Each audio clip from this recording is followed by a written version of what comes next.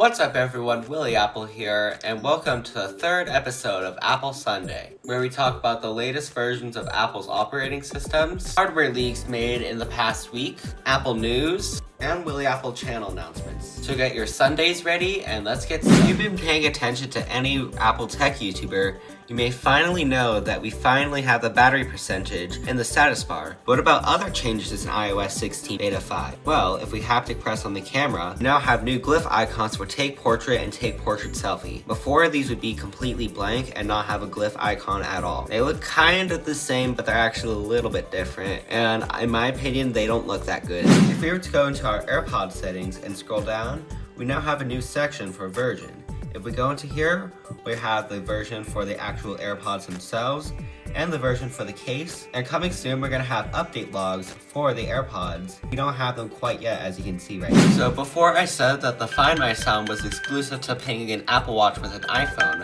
well, that was wrong. I pinged both of these with my Mac, and they're pinging the same exact way that you would do from an Apple Watch. To show you right here, it is also on macOS, so it is everywhere. And not only the iPhone pinging with an Apple Watch. If you were to ask Siri a question, we can see that the UI is a lot more rounded than before. In my opinion, when Siri says something right here, it looks pretty ugly, but it looks pretty nice right here. I hope Apple reverts it back here, but keeps it here. If I were to take an AirTag and move it around, you'll notice a new message that says item is moving and precise location cannot be determined. Emergency SOS is now called emergency call. So all you gotta do is just swipe it. It's the same exact thing, it's just rebranded to emergency call. If we take a look at system settings, you'll notice that the Wi-Fi section has been changed up a little bit. So the Wi-Fi networks are a little bit more compact, and this connected button looks a lot better in my opinion. I like what Apple has been doing to the settings app. I can't wait to see the final version. If we were to go into trackpad and mouse settings, you'll now notice a little cursor right here in this preview box right here. So before, the cursor was not there and it would just open up randomly in this little box and open up another box. We also have a dedicated settings for printers and scanners. Before, this was not here. I don't remember where it would be, but it's nice to see that we now have printers and scanners in system settings, whereas before this was not in system settings.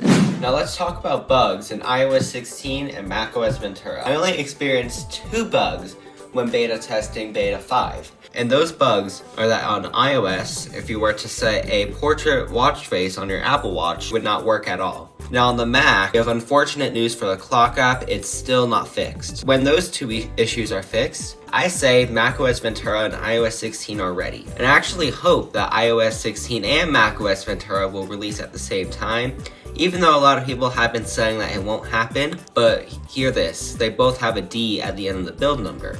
So that means that they are both really close to the final release. Let's talk about Apple Arcade. We have had one new Apple Arcade release, and it's My Talking Tom Plus. And basically the only thing that's different about My Talking Tom Plus, we have no ads in this version, since you can't have ads in Apple Arcade. Android has been on this campaign for a while called It's Time for Apple to Fix Texting. So this started last week. They came out with an entire webpage on why Apple should adopt RCS. I actually agree with this. Apple should adopt RCS onto the iPhone.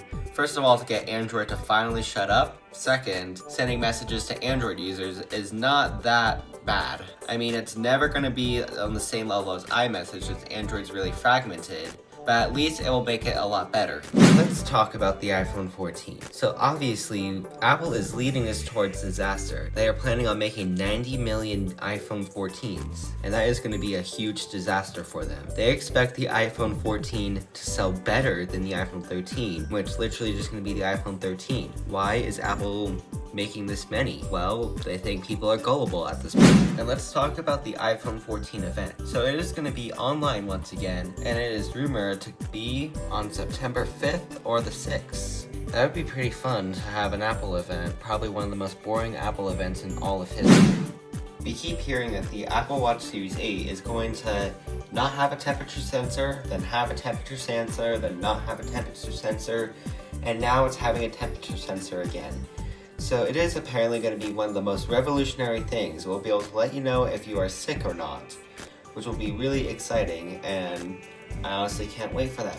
Now let's talk about the AirPods Pro 2nd generation. So it will be having Lightning, however, they plan on having a case redesign for some reason and stick USB-C. Probably at the same time we're going to put USB-C on the iPhone. So that would be a little bit interesting to see. I just can't wait for everything to be USB-C by Apple. Now let's talk about some channel announcement.